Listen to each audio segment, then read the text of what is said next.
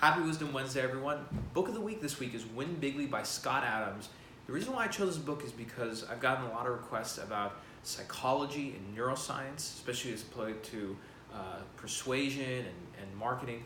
So many of you might be wondering, well, why this book? Because Scott Adams is a cartoonist. He did Dilbert. You're right. He's one of the most famous cartoonists in the world. He did do Dilbert. He's also a fantastic writer. You should check out his blog.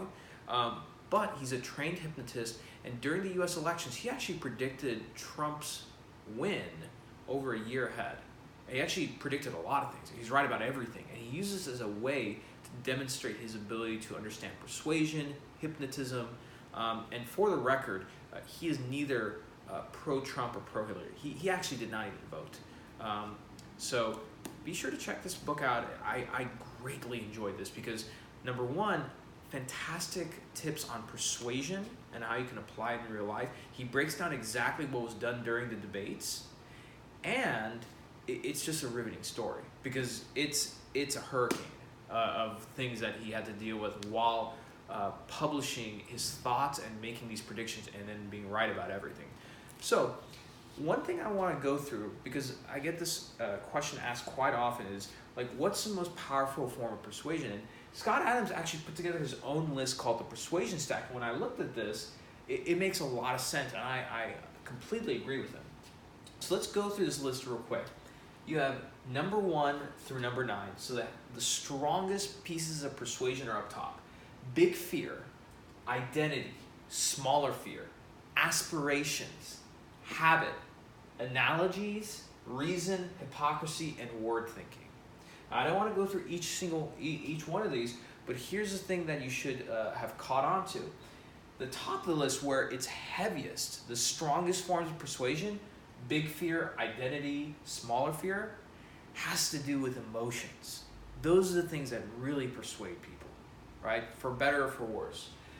People often ask me, well, what about identity? How does that become like an emotion? Well, think of it like this, and this is actually a persuasion tip in here. If someone attacks your identity, such as your beliefs, if anything, it makes you buckle down harder on those beliefs, not abandon them.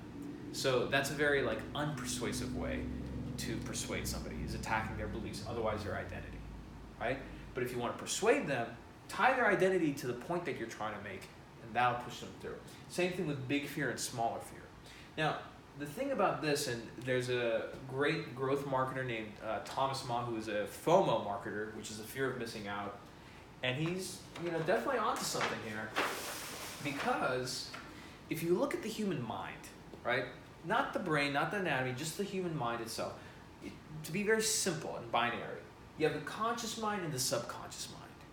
Now, the conscious mind is where most salespeople and marketing people spend their time marketing to, or persuading.